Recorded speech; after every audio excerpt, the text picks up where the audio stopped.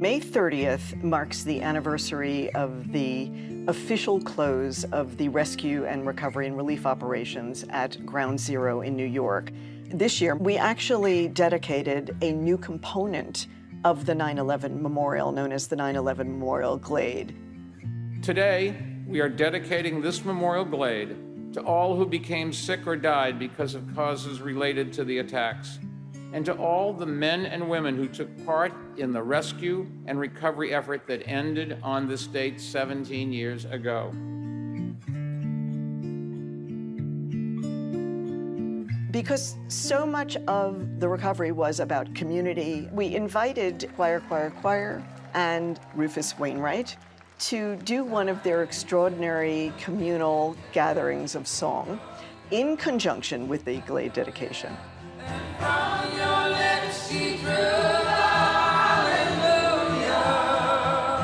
We teach the song in the room, the parts come together, and everything builds, and we turn the audience into a choir. We're all performing together. Hallelujah.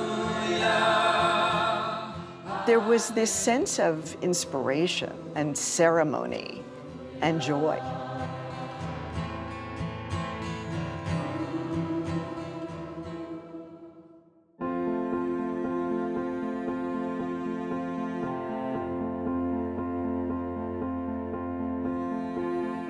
The mission of the 9/11 Memorial and Museum is to commemorate the nearly 3,000 people who were killed as a result of the 9/11 attacks, as well as the 6 people killed in the bombing of the World Trade Center in 1993.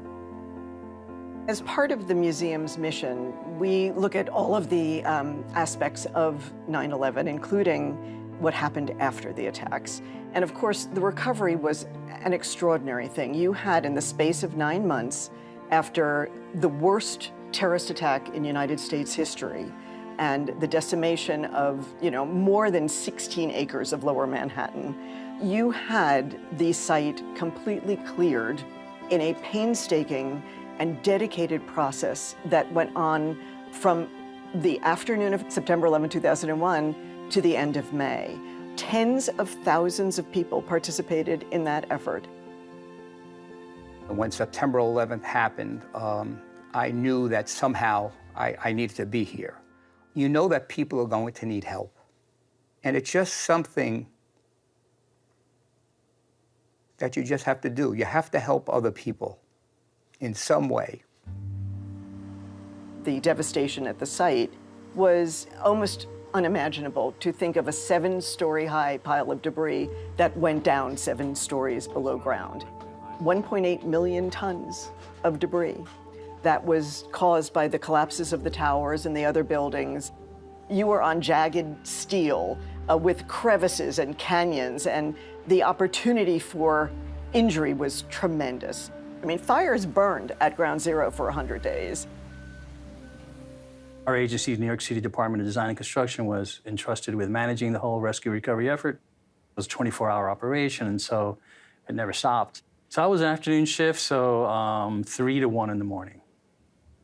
You really can't describe it. It was a nasty, nasty job. And there was no way around it. You had to get your hands dirty, and you had to hold in abeyance your emotions, hold in abeyance your horror triggers. You had to push through all that. Eventually, we got it to a science. When remains were found, everything would stop, a prayer would be said. The remains were placed in a gurney covered by American flag, and everything stopped until the remains were put in an ambulance and drove off-site, and then it was like, ring the bell, back to work. And so that happened many times during the night, and it became routine to most of us, but it beats you up after a while. I worked for the New York City Department of Sanitation, and I was a recovery worker for 9 months during September 11th. Anything and everything that needed to be cleaned up, we did. Assist in any way that we could to just get our city back to normal. I think some of the hardest things I had was, as I was cleaning up, I saw ordinary people holding up pictures of their loved ones. His name is Tyrone May. He was in Tower 2. And Yvonne Bonomo. My sister-in-law's fiance. He also was on the 89th floor. And I think that was one of the hardest things I had to see, because I tried to put myself in that position. I said, that's somebody's mother, father, brother, sister, husband, wife, holding up a sign, where is my loved one? And they were walking around like zombies. That was a sad thing to see.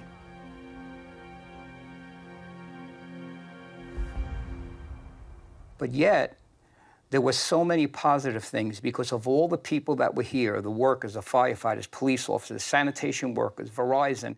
Everybody just worked together. It didn't matter who you are. It didn't matter black, white, green, yellow. It didn't matter political thing. Nothing mattered. Everybody was on the same page.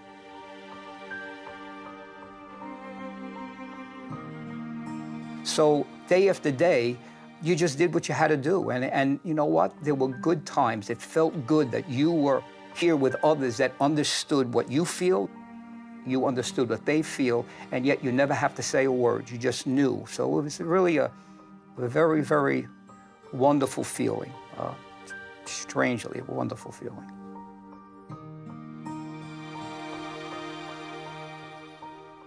Everybody who worked down here knew that this was not a healthy place to work.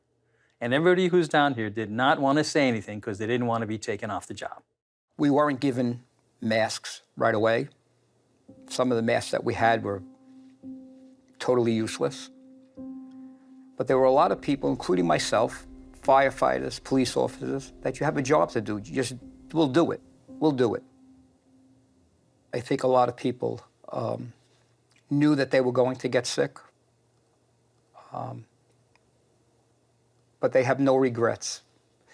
I honestly believe that everyone that's sick today would tell you they go back and do it again.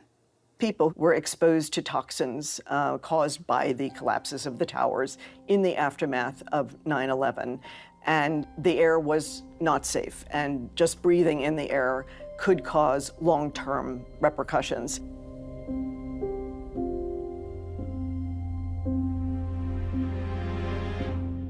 Haven't had a healthy day since I left the site. I fight for health every day. I'm on 23 different medications, and I'm surprised I'm still alive. I didn't expect to live this long. I really thought I was going to die last year. We've lost quite a few already from cancer, from ground zero. We've been to many funerals. We've been to many hospitals for operations. People are hanging on, and trying to have them keep hope alive for themselves. Some have given up hope. Just try to keep, positive. And my friends are all dying. It's hard. It's hard. I just don't think the general public realizes how many people have gotten sick because of September 11th. We are getting to the point, it's going to be the number of people that have died because of injuries of September 11th will actually outnumber the people who were murdered on September 11th. And that's an incredible, incredible, sad, sad situation. May 30th marks the anniversary of the official close of the rescue and recovery and relief operations at Ground Zero in New York. While we do commemorate the end of the recovery every year at the 9/11 Memorial Museum, this year marking the 17th anniversary of that closure of the recovery, we actually dedicated a new component of the 9/11 Memorial known as the 9/11 Memorial Glade. And the Glade is dedicated to everyone who is suffering from 9/11 illness, and those who have died, and those who will die. And it also is a way for the memorial to integrate into its own fabric, both a recognition of the spirit of the recovery and gratitude to all of the people who participated in the work of clearing the site, searching for human remains, trying to give families something of their loved ones, and also enabling the city to rebuild. This was designed by the architects Michael Arad and Peter Walker, who designed the original pools and parapets and the trees of the Memorial Plaza. It's comprised of a pathway that runs from the southwest corner of the plaza toward the northeast corner. On either side of it are these sculptures, these slabs of stone, and they're meant to suggest the determination of those who participated in the recovery. One of the things we heard from the constituents, the former rescue and recovery workers, that was important to them about this gesture of tribute was that it somehow incorporate remnant World Trade Center steel. And that's what you see, is these rough and rugged granite pieces, and inset throughout them in these cracks is World Trade Center steel. In a way, it's simply conveying that, we're actually stronger at the broken places. And there's an element of hope that is conveyed. The grade was intended to sort of geographically mimic the Acco Bridge, taking you down to bedrock. And I appreciate it. I really do. It is our space. It is a space dedicated, as it said, this is where heroes walked, and this is your glade. We feel it's really important that people remember the story of the recovery and learn from it about just the spirit of the best of humanity that was demonstrated after, obviously, the worst. And museums can tell certain kinds of stories powerfully to encourage reflection on very serious issues that we live with, and we're here to inspire. We have a very special space inside the museum known as Foundation Hall, which is the largest space in the museum. It's cavernous and cathedral-like. And it's also extraordinarily dramatic space because within this space, we have an exposed portion of the original retaining wall that was built when the World Trade Center was first under construction in the late 1960s. And it was literally built to keep the water out of the construction site. It's called a slurry wall.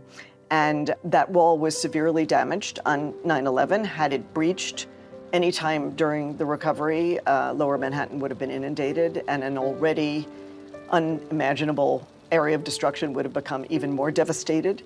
And recovery workers spent 9 months reinforcing that wall, making sure it didn't breach. And by the end of the 9 months, it had held. And so now it has become this powerful symbol of endurance and strength and the rock-solid foundation of our society and our values.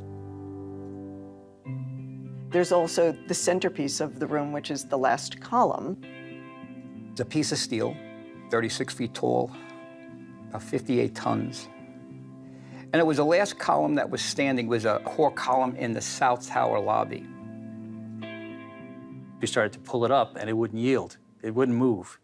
So when we gave 2 or 3 tugs of the biggest crane on planet and can't move the column, we said, we'll get it later. A firehouse, they assumed their remains were in that area, so they tagged it to say, hey, don't disturb this area without calling us because we believe our brothers are here. And yes, they were there.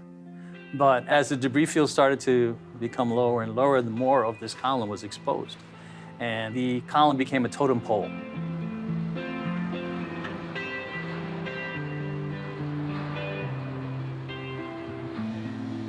The last column was the very last piece of steel to be brought out of the site on May 30th, 2002, at the official ceremony ending the recovery operation at Ground Zero.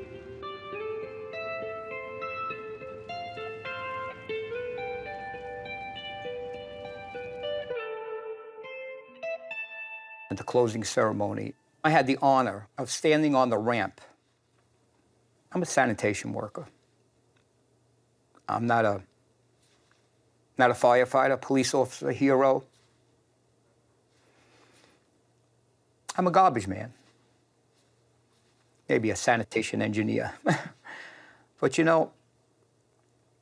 when I walked on that ramp, I was standing with all the heroes. I was standing next to everybody that made September 11th very special. It was an honor of a lifetime. And I marched with them. It was the most humbling yet gratifying feelings I think I've ever had in my entire life.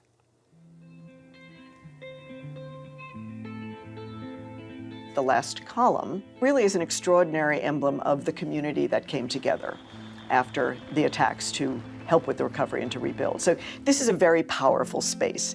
And for the dedication of the Memorial Glade, we invited choir to do one of their extraordinary communal gatherings of song in Foundation Hall, because so much of the recovery was about community. That was the overwhelming attitude, was we were in this together. And it was not just the people who participated in the recovery, it was the entire city was there with them in spirit, and the country as well. So community was really core, and what they do is build community through song. So it seemed like a logical connection. The beginnings were basically just Nobu and I, who barely knew each other, but we got a bunch of people that we knew together to sing one time, and it felt really fun, and people just wanted to do it again. I think that's what made us keep doing it, was the fact that people wanted us to do this event again and put another one on. So it just snowballed and kept going from there. It never stopped, and it's grown. And music brings people together. It brings people together with a melody, with a rhythm, and it's undeniable. The ways that choir is a bit different than other choirs is that there's no official membership, though there's lots of people who come out often. There's no audition, so anybody can show up. So in a basically around a 2-hour window, people walk in and we teach the song in the room. The parts come together and we turn the audience into a choir. We're all performing together. So it's really interactive, it's really participatory, and it really requires every single person in the room to lean in and really give it their all. When we were first invited to perform at the 9/11 Museum for this specific event, we went to the museum to sort of do a walkthrough, and I was so intimidated. Being part of an event like this was so meaningful, and I just wanted it to be seamless and beautiful. But we were honored. I mean, like, certainly for two Canadian guys to be asked to go to some of the most hallowed ground in North America and go and help these people deal with these emotions and work through it and sing together. I mean, that's something that we, it's one of those things we wouldn't have imagined would happen. Hi, everybody. Nobu and David went through a very structured teaching. They have a methodology that they use to teach people how to sing together. And they make people like myself who don't like to sing in public or don't have confidence feel very comfortable doing that. Shake your legs. Now pull your arms back slowly. We did vocal exercises with the audience. It gets people moving, a little bit less self-conscious. Here are people who are not necessarily used to singing with other people, so we want to loosen them up.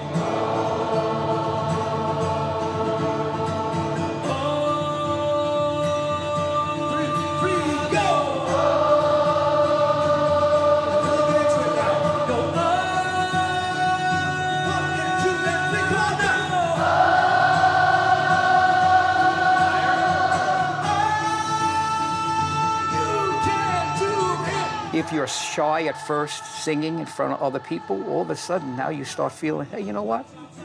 I could do this.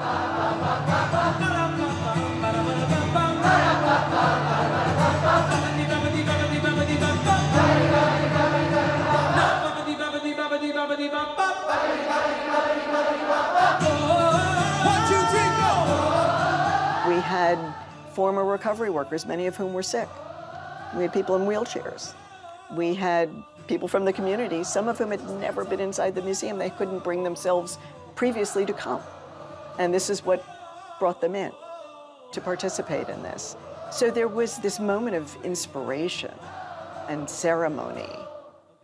I spent many years in that space, designing the space, setting the final column in place, and it never occurred to me that such joy could be brought to such a place of sorrow. We discussed with them an appropriate song that they could lead and they could teach the community to sing, and we landed on Leonard Cohen's Hallelujah. Your faith was strong, you needed proof. You saw her bathing on the roof. Her beauty and the moonlight overthrew ya. The thing that's interesting about that song is that it is really a hymn in some ways and a prayer about love and about relationships, but people interpret it in so many different ways. When they sing that chorus, their mind takes them to wherever it is they need to be taken to. And I think that people interpret it any way they want, and that's kind of perfect for this kind of thing.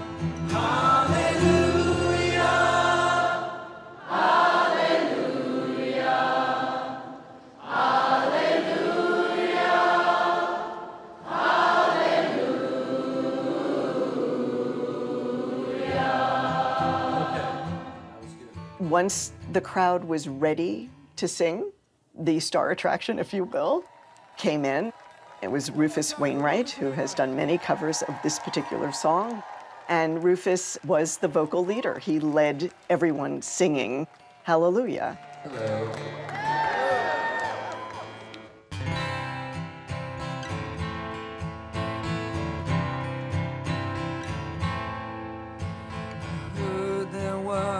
Secret chord that David played and it pleased the Lord, but you don't really care for music, do you? Goes like this, the fourth, the fifth, the minor fall, the major lift, the baffled king composing hallelujah, hallelujah. Hallelujah,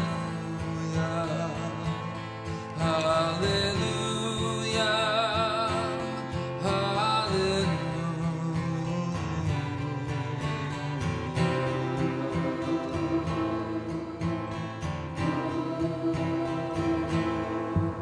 Your faith was strong, but you needed proof. You saw her bathing on the roof, her beauty and the moonlight overthrew ya. She tied you to a kitchen chair, she broke your throat, she cut your hair, and from your lips she drew the hallelujah, hallelujah, hallelujah, hallelujah,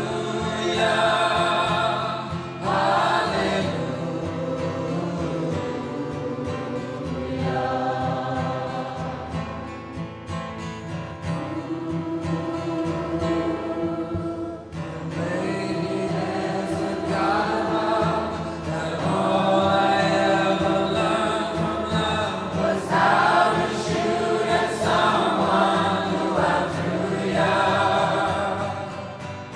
It's not a cry that you hear in light, it's not somebody to see the light, it's a cold and it's a broken hallelujah, hallelujah,